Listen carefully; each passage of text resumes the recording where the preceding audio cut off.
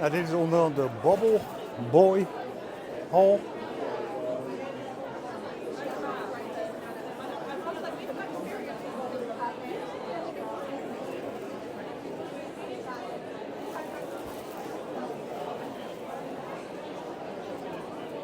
Oh, Jake, die is echt episch.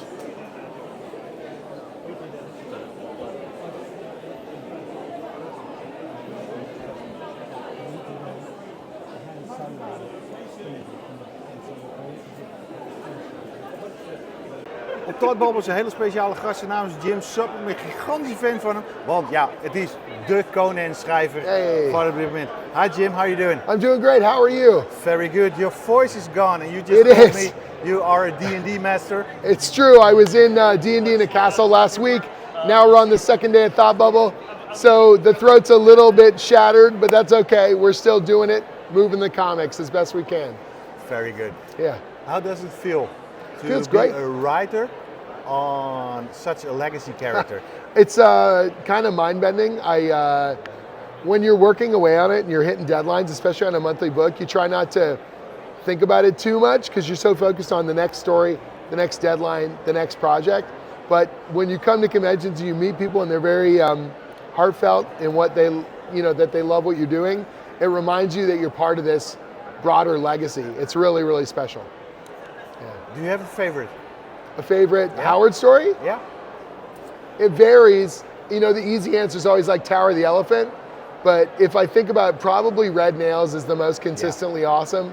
And it's got the most visceral fight scenes in it for sure. So, yeah. 25 came out. Yes. And 25, we talked about it in New York, and 25 blew me away art-wise. Oh, thank you so much. It's a real special issue.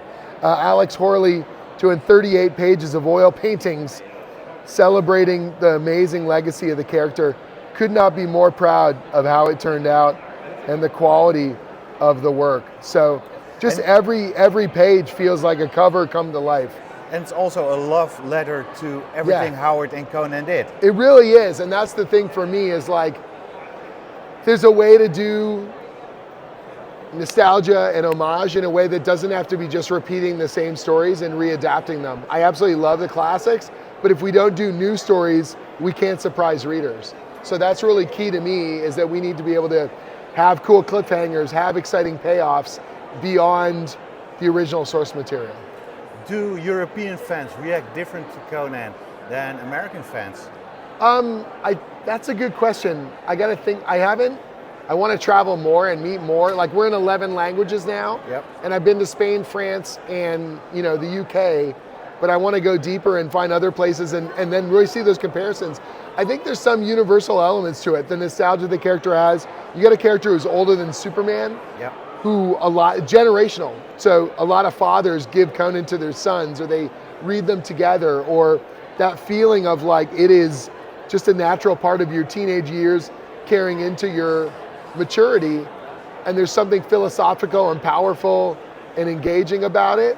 And I see that everywhere. I see that in America, I see that in the UK and Europe, that character is struck home. And because the art has been so consistently great over generations of artists, other artists aspire to be a Conan artist because of what it means quality-wise, right? Like, look at, Barry Windsor-Smith and obviously Frazetta and Joe Jusko and John Buscema, and like the litany of phenomenal artists. And now, hopefully, if we do our job right, Rob De La Torre and Doug Braithwaite and Liam Sharp and Fernando Dagnino become that next generation of, the pantheon of amazing Conan art. That's, if we do it right, that's what you hope for. Alex Horley and like all these guys doing their damnedest. Yeah. And it's also, no, I'm going to save that one for last. Sure. You got the Seventh Sword of Conan. Yeah, the anthology book. That is such an important book for Conan It fans. It is. And what are your thoughts about when Redux happened last week? Oh, a couple of weeks ago. So the Reforged? Reforged. Yeah. So I think it's, there's some people that don't understand the legacy of the black and white. I prefer the black and white because I have the nostalgia for it. Yep. But there's other people that assume that color is, what is required to make a full comic. And if that brings them in the door, then I'm happy to see it. And I think they did a good job, and they were respectful with the material. And so I don't care what brought you into Conan, the video game or the toys, the Saturday morning cartoon or the Arnold movie. If you're here and you're reading it and you love it and you're engaged and excited about the Hyborian Age, then I'm happy to have you there. So Reforged, I feel like, is just another part of that bigger puzzle. What I like about Seventh Sword of Conan, I work in a comic book store once a day a week. Yeah. It's easier to sell people on Conan on Seventh Sword. Sure. Because they are one-shots. Right, yeah, every story is self-contained. And that's why I like 25. Sure. Because it was one and done. Right. What do you like to write? Like to write more? Like epic 6 issues collections? Sure. Or just a really tight one and done? I like kind of, honestly, it feels like exercising different muscles. I love the short format because you can just come in with a cool visual or a neat concept, get in and get out. Yeah. But I do love threading a more complex story from time to time. And what's great about an iconic character like Conan is that they can be all those things. You can do a horror story, you can do a survival story, you can do epic, War of the Roses style armies smashing into each other. It doesn't have to be only one thing. Conan's an icon and he can be all things, And so for me, it's not about, do I like one thing only? I love Conan the Thief, the Reaver, the Pirate, the Mercenary, and the King. The King in 25. The King, right? That's my first time writing King Conan. That was really cool. And the pathos there, Yeah. and the maturity, and how he's changed as a character, trying to reflect that in the dialogue and reflect that in the type of storytelling. Almost sort of that Arthurian kind of fable, legend kind of thing. It speaks to a different time in our lives as people. Yep. And that's what's cool about working on the character and also jumping around the timeline. Like the original Weird Tales, where I can tell a story of young Conan, Conan in his prime, or Conan the King, and they're all valid and they weave together.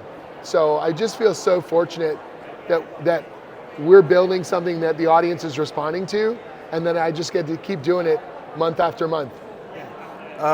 One could say that Conan the Barbarian, action heavy, broad shoulders, women are busty, long legs. That is not a comic. I think it's bullshit, but it's for these days where everything has to be political correct. Well, I think that it's a heightened, the age of high adventure, the Hyborian Age, is about an era of survival and extremes, right? Yeah, the guys are all ripped and powerful and the women are all beautiful. It is a heightened sense of adventure in the same way that I think a lot of pulp storytelling is. And when you come into the genre, or whatever you want to call it, you build on those expectations and those foundations. And that everyone gets to be cool and everyone gets to be powerful. And it doesn't matter what color you are or everyone's a badass hero. So when we bring Zula back, Zula's a badass hero and Conan's a badass hero. And the women are not just props, that they're also fully formed and engaged and beautiful and sexy and powerful. And it's all those things, The point I wanted to make, it's even though it doesn't look there on the surface, it's got really feminist Red Sonja, belly. Well, and the reality too is that I know the cliche is that a character like Conan, whatever, raping and pillaging, but in the stories he never actually does that. Nope. And the women that he beds are the ones that want to be with him. And that's always been the case. Conan doesn't do Me Too. No, it's a power fantasy though on all levels, right? For women and for guys, for people who want to feel like they could change the world on the edge of a sword. So, yeah. One last question, thank you for your time, because you have to get through. You're also an artist. I started as an artist, And this one is mine. And this one is still for sale. Thank you. When can we expect the Jim Sub Conan drawing? I'm so busy on my schedule doing the writing stuff. I might do a cover or something at some point. I'm honestly sounds weird to say intimidated, with the pantheon of artists we got right now in the book are so phenomenal. And I know that I don't want to ever assume that means I get to play on the art end of it until I've earned it. So I'll do it at some point. I want to do it. It'll be fun. But right now I'm focused on making sure the stories are top notch. Looking forward, Jim. Thank you so much. Have a safe trip home. Thank you. And thank you for the cover. You're very welcome. De man die de meeste cameo's heeft gemaakt op YouTube van Comic Talk.nl als het over artiesten gaat. Dennis, Hey. Het is best wel bizar. Ik zie jou vaker in het buitenland dan dat ik jou in het Nederlands zie. Ja, dat was wel een beetje de strategie. Dus, Hoe is het, jong? Goed hè? Ja? Ja, zoals gewoonlijk de hele dag zitten tekenen. Ook voor die jongen hier. Oh, sorry. What's wrong? It's your turn. Is it my turn? Yeah. Ja, nog eentje. Sorry. Put it down. We're in the middle of an interview. I'm doing. No. I'm doing Mr. Freeze for this jam piece. Ooh, really cool. It's fantastic. I'll come back as well. You do. This paper is way better. Yeah. PC. Thank you. Oh, that's well nice. Ja. Ik doe Mr. Freeze hier. Ja. Waar hadden we het over? Gewoon hoe het gaat. Oh ja, dat we. Hoe is het hier? Ja, ik hou van Trappenwoord. Ja? Ja, toch wel eens fijn. Hè? Het is gewoon de fijnste plek op aarde, 1 keer per jaar. Joh, ik kan hier gewoon iedereen een tik op zijn schouder geven en dan zeggen, gewoon over nerd-dingen praten. Dat kan ik gewoon niet altijd en dat vind ik heerlijk. En de energie is gewoon echt, dat is echt iets niet typisch voor mij om te zeggen, om die woorden te gebruiken. Maar de energie is hier gewoon super goed. Ja, de vibe, de energie die hier hangt, is gewoon relaxed. Iedereen is fan. En het toffe met artiesten vind ik, als je vergelijkt met Amerika, in Amerika krijg je altijd, als je aan tafel staat te kijken, krijg je vaak de hard sell gelijk. En hier is het gewoon, vind je het leuk? En ik heb een hele hoop independent spul gekocht, wat ik normaal nooit zou, wat echt de kwaliteit echt verdomd hoog is. Ja, zeker. Ja, er zitten hier echt ambitieuze, ik weet ook zeker dat sommige mensen die hier zitten, die over een paar jaar gaan die ook gewoon, weet je wel, naam en reputatie maken. Er zit zoveel talent hier. Zoveel passie ook. Iedereen vindt het. Dit is gewoon wat iedereen hun leven is. Ja, ik vind het moeilijk te omschrijven. Ja, en wat ik tof vind, het is druk. Er komen 12.000 man, heb ik gehoord. Zo. Maar het is niet, kijk, het is niet super druk in de vorm dat je in de Artist Alley, nou moet ik wel heel eerlijk zeggen, het is woensdagmiddag 3 uur. Ja.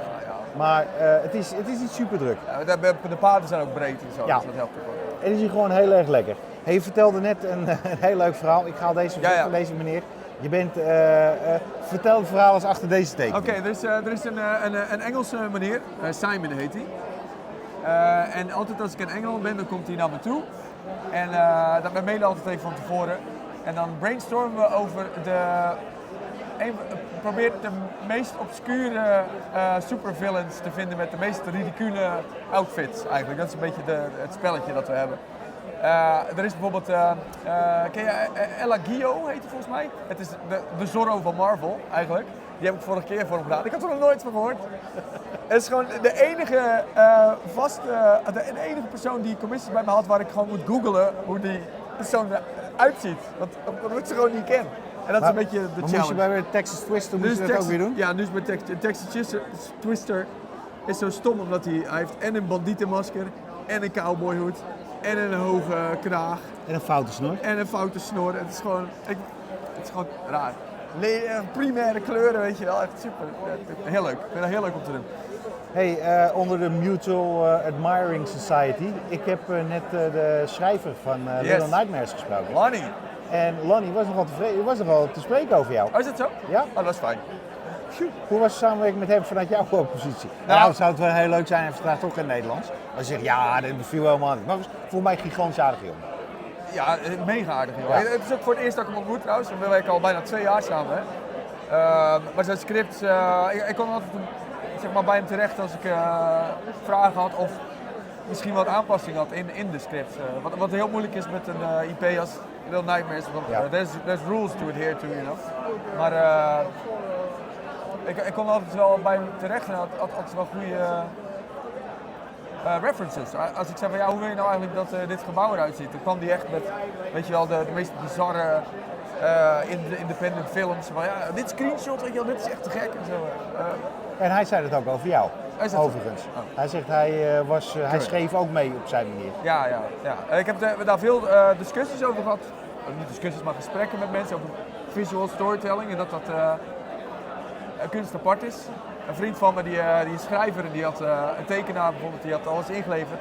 En hij zei, ik was gewoon boos. Hij had het zo slecht gedaan.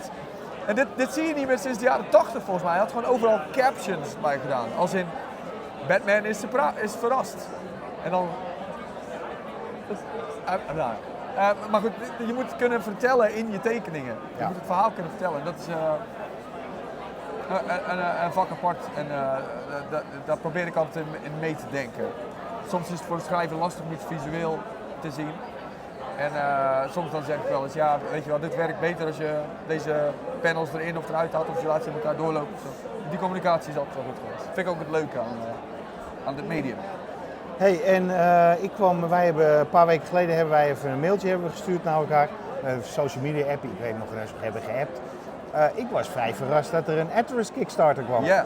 En toen counterde jij, had je maar beter moeten kijken op mijn tafel in New York. Ja, ik dacht ook dat we het erover gehad hadden. Maar nee, we hebben het er echt niet over gehad. Nee. Volgende keer als je het hebt, gebruik Comment.nl. Maar er komt dus een vervolg op Atlas. Hoe is de Kickstarter gegaan? Nee, het is geen vervolg, het is gewoon een herprint. Hè?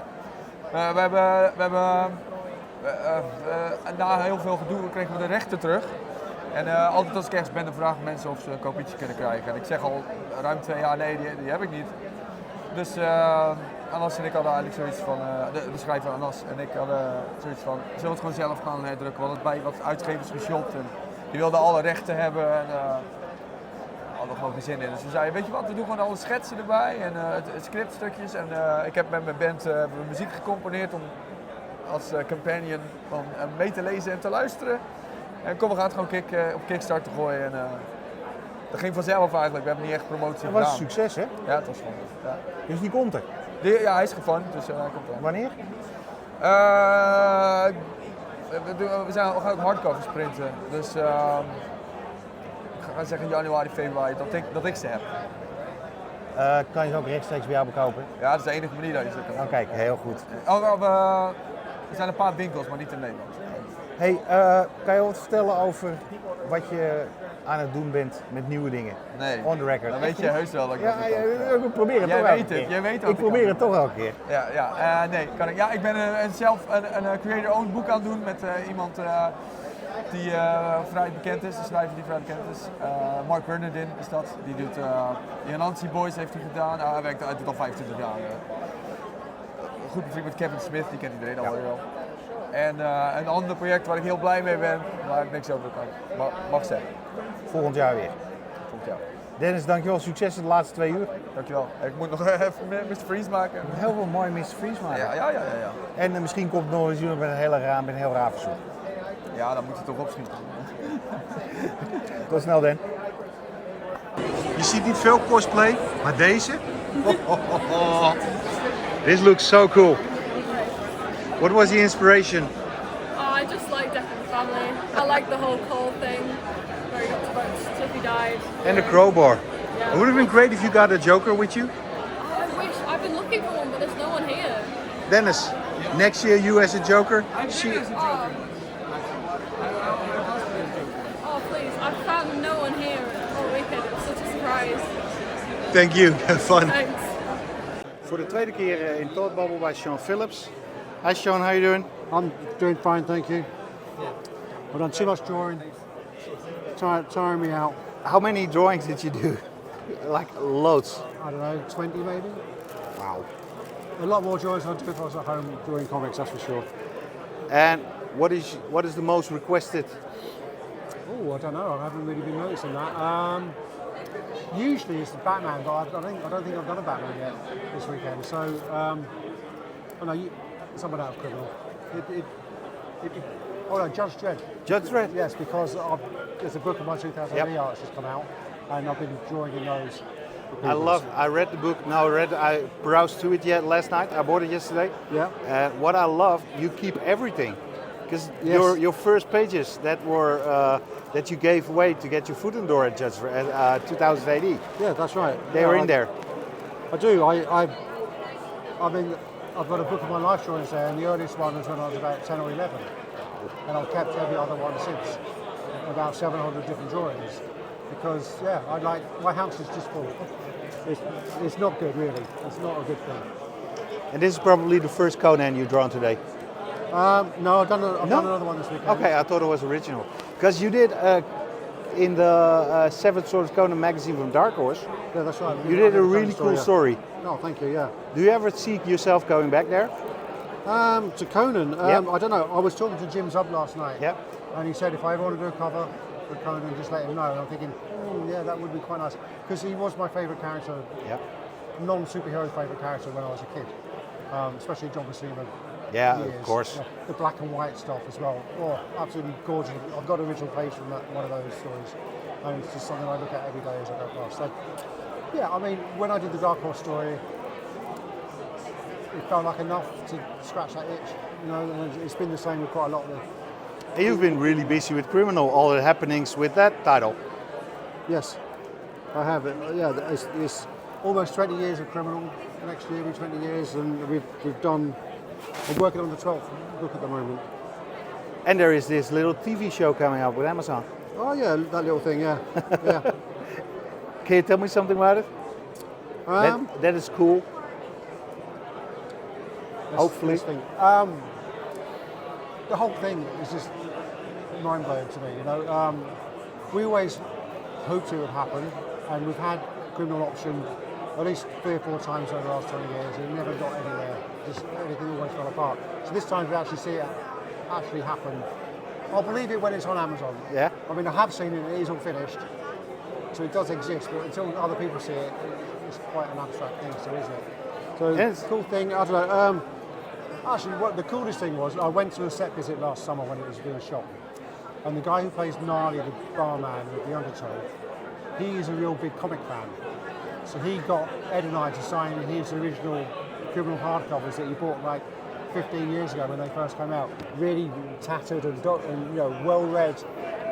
And I did a sketch in it and signed it, and then Ed took the book to write something in it, and as he passed it back, he dropped it. I don't know if it was damaged, I wasn't there, but yeah, so that was quite cool. But that was really nice to have a fan on the show, one of the actors. And one of the other actors who plays Jacob, the cartoonist, he's only got a small part on the show, but he really liked it. He goes, what happens to my character next? What does he do next? I said, well, actually, there's 3 more books where he's the star rather than just the sidekick. Great, so he went and did all those as well. So I have kept in touch with a couple of the actors since this day, which is weird. It's just a whole different world that I'm used to. You know, I spend all my time sat in my studio drawing. I just finished up. I think that like on the show, something like 300 or 400 people worked on that show. All those people are working on something that me and Ed just made up 20 years ago. And I find that really weird to get my head around. And also the great thing, a new audience is going to be introduced to Criminal. Hopefully, yes. Which is always cool. Well, I hope so, because we've done a lot of Criminal books we need to sell. Yeah, I mean, I think it's good that there's 11 different volumes already of Criminal, so anyone who likes it, they can go and find more. And I always love that when I discover a new writer. I mean, someone like Ian Rankin, who I never read his books until he'd written like 10 books. And I really liked the one I read. I thought, God, it's great. There's more of them.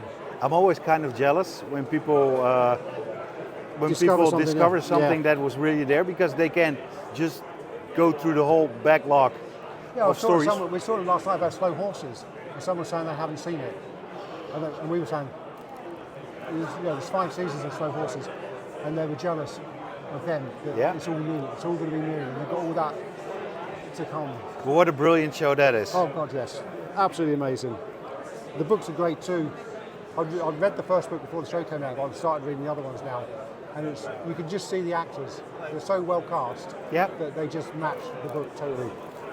And also the one thing that I love about Criminal, and the other book you do is Brubaker, is that the dialogue is so realistic. It's dialogue that we are talking right now. Yeah. It's not like comic-y dialogue. No, I think Ed spends a lot of time saying it out loud, testing it out. I mean, it is not necessarily that realistic, because you have to be concise. You know, you only have so many words on a page. Of course. Whereas in real life, obviously, you can talk as much as you like. But the sort of rhythm of it and the distinct voice that different characters have is a hard thing to pull off in dialogue. So yeah, it does it really well. And a lot of the dialogue is used in the show as well. That is the weirdest part of it, the TV show, seeing stuff that we did come to life. Yeah. The costume choices, the words they say, the buildings they're in, it's all suddenly real.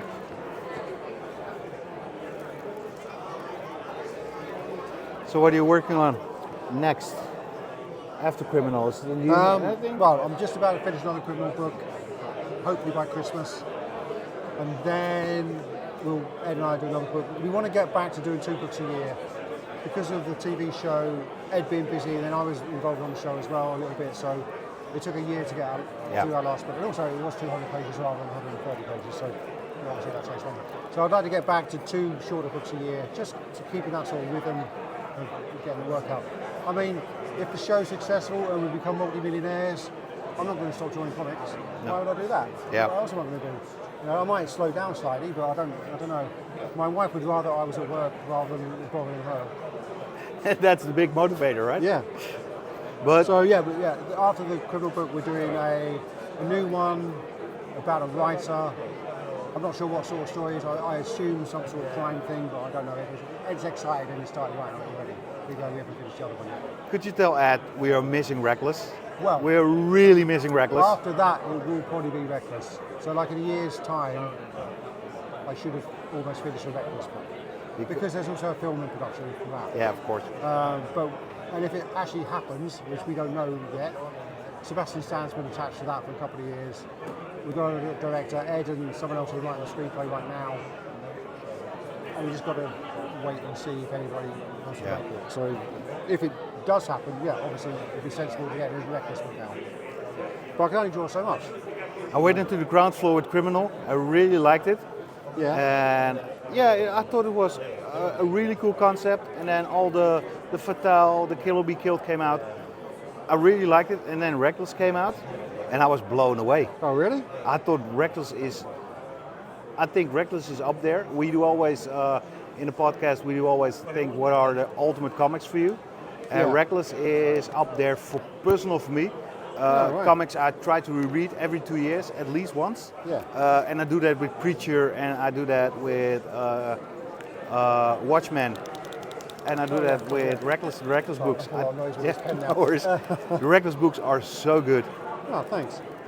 I think what I like about the Reckless books is it feels quite real. The character is very fully realised. For me, it's a very round-up character. You're doing very strange things, but you capture the vibe of, not that I've ever been there in the 70s, Los Angeles. Yeah. I hope so, I mean, I started rewatching the Opera Files to try and get the sort of feel. I didn't get very far because I always have these grand plans to do loads of research and buy a pile of DVDs and books and stuff, and I never usually end up looking at any of the stuff because there's never time. And a shout out to your son, the colors were also awesome. Yeah. Oh, this pen's so no good.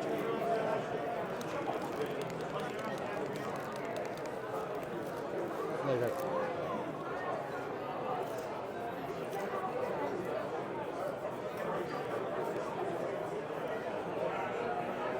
Nice. Well, thanks for the sketch and the interview. That's and okay. Good luck. We're looking forward to Criminal and Reckless. Thank you.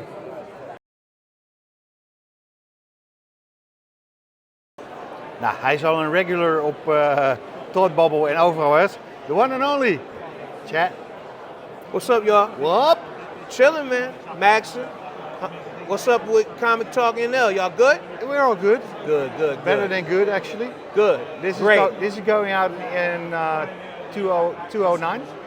So we got episode 209. That's kind of impressive. That's great, man. How many Congratulations. books did you make from the re-up? I got 209? No, no way in hell. I got 6 printed. We're working on number 12 at the moment, and there's 15 in total. So the whole book is coming soon. Like probably summer next year soon. And then we have like a wonderful collected edition like Chat in Amsterdam. That's right. Good people at Scratch Books hooked me up. We made this lovely edition, critically acclaimed and whatnot. You're an official. You're not only nominated, but you're a winner of big prizes. Well, yeah, not the Ignats. That was just a nomination. But for me, we were indie, and we were the only indie folks in our category. So for me, that nomination is a win, you know? Yeah. And I know that we're doing something good. How is Thought Bubble treating you? Treating me well. I did a panel on underground comics. That went really well. Shout out Paul Gavette, Leo Fox, and Anna Reedman. Everybody's dope. It was a good panel. It's good people. I like this show because it's got a really great community feel. You can see like people such as yourself who come back. I come back, and you get to know people. You really get to you talk direct to the public. It's and kind the of like a public reunion.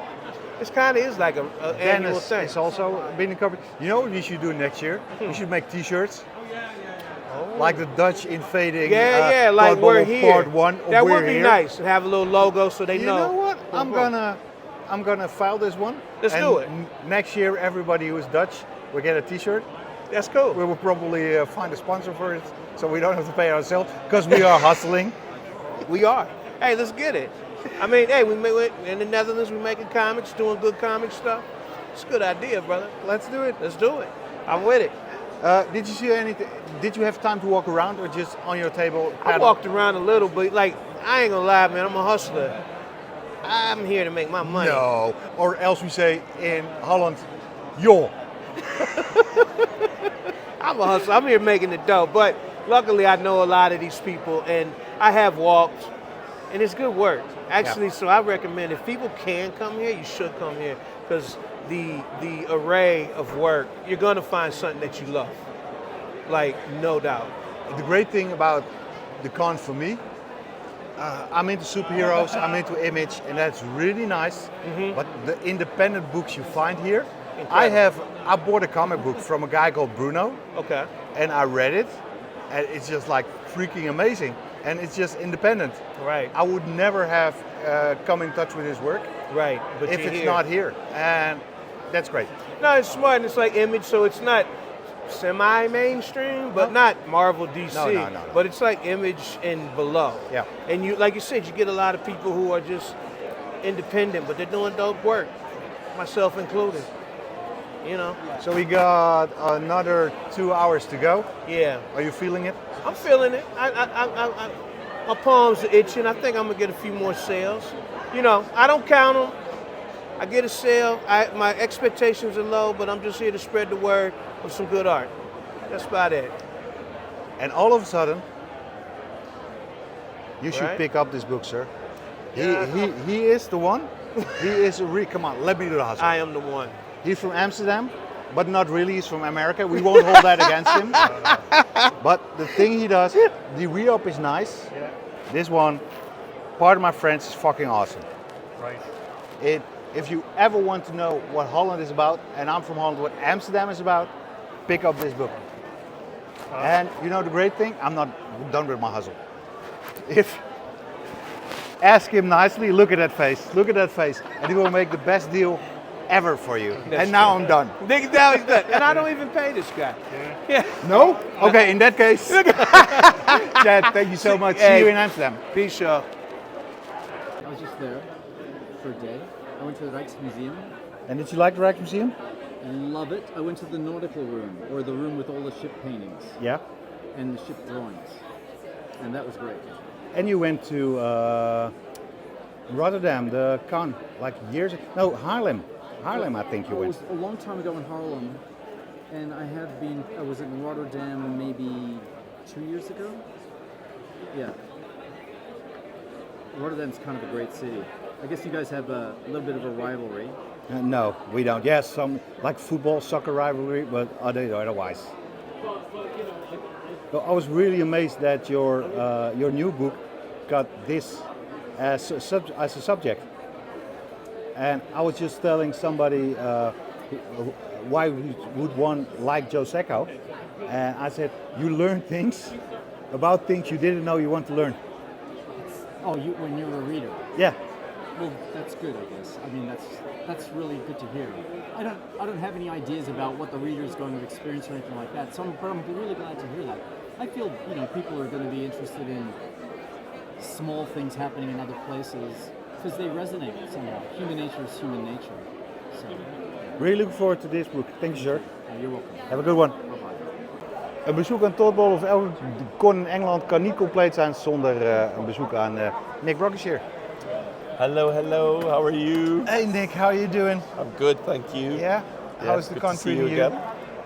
It's been superb, absolutely wonderful. Very, very busy. A bit quieter on the Sunday, but that's good, you know. You can recuperate from the Saturday. Yep. So what you've been doing since last time we talked? That was Thought Bubble, the video from 2024. Right, since the last one. Well, I finished off a Cadet Dread story, which was then released over 6 months this year, which was fun. I started a distillery book. I stopped a distillery book.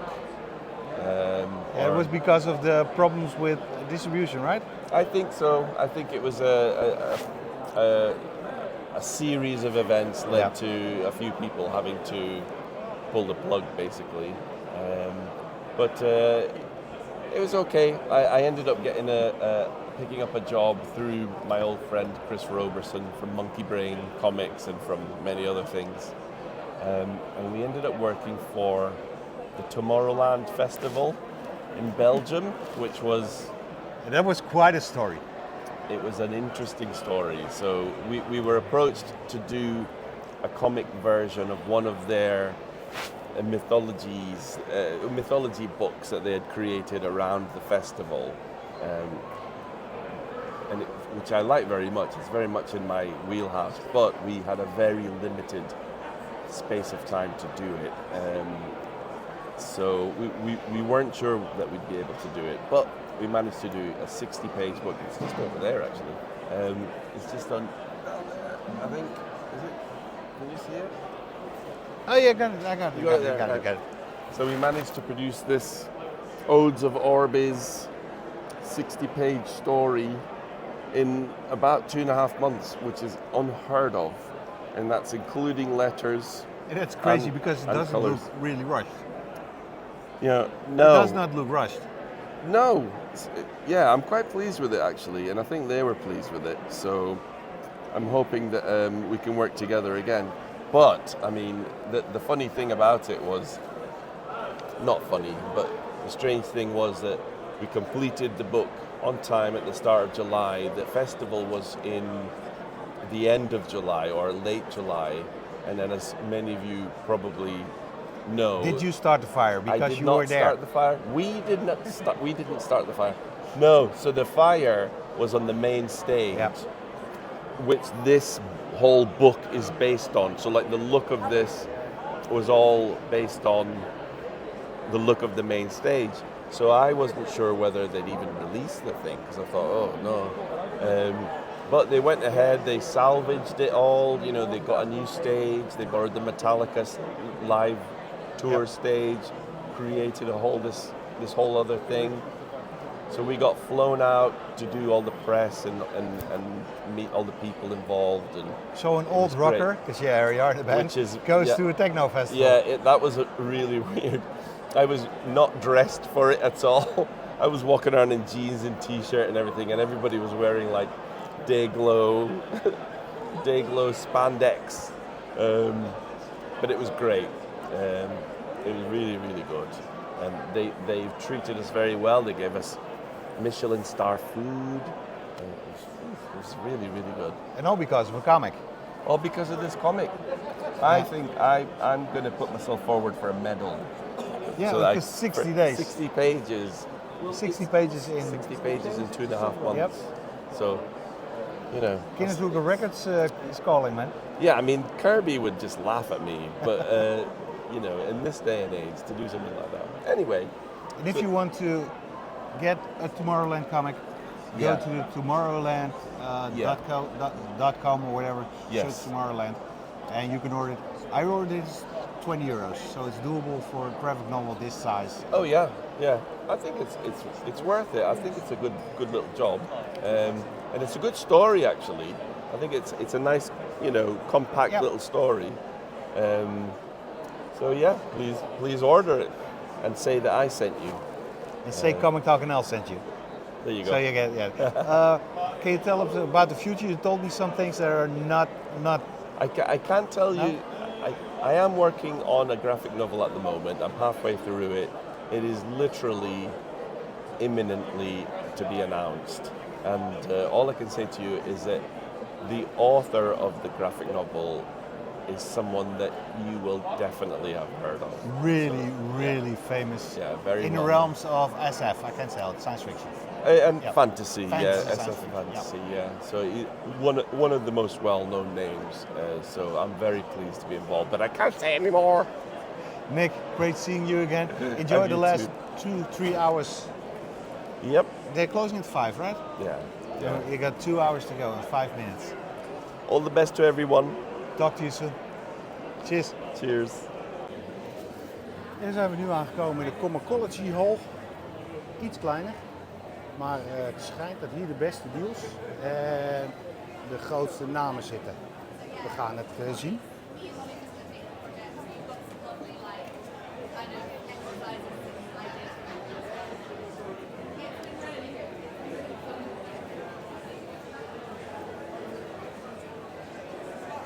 Dit is Traveling Man, zo'n winkel in Leeds en ze hebben er meer in opsteken en nu is hier altijd grote uitverkoop.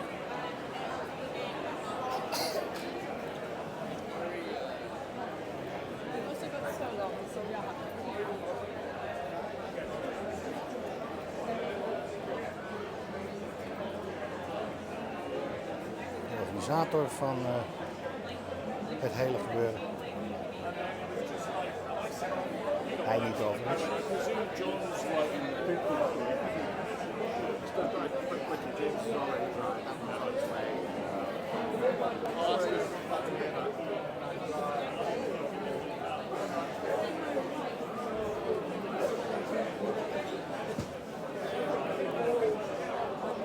Deacon Shelby van de leukste comic van het jaar misschien wel, Terminator. Lawrence Campbell.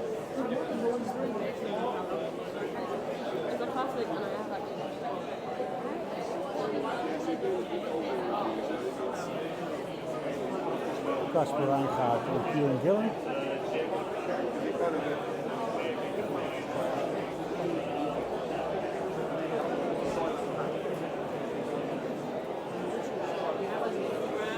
Stephanie Hansen is ook niet in de house. Komt later denk ik, plassen of wat te drinken.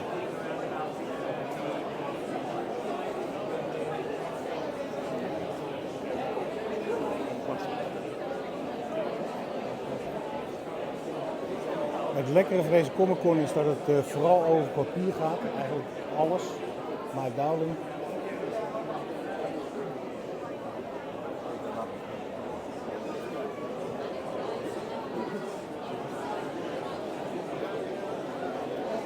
En heel weinig over andere dingen die er misschien wel of niet bij horen. Pin-up artiest.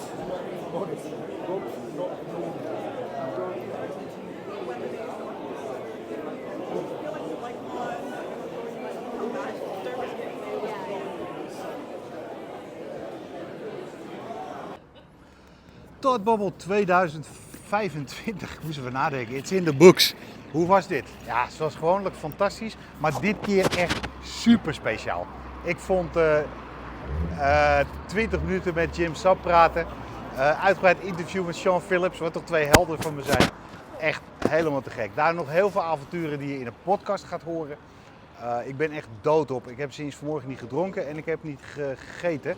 Dus wat we gaan doen, we gaan een Sunday roast doen. Dat is iets wat typisch Engels is en wat super lekker is. Loop jij lekker dat beeldje? Ja, ik zeg tot volgend jaar, Todd Bubble. Je was echt amazing. En, denk jij nu, ik moet volgend jaar ook naar Todd Bubble. Ik heb met een Nederlandse tekenaars, zijn we een plannetje aan het smeken. Het wordt echt awesome, hier wil je bij zijn. Dus begin maar vast met sparen.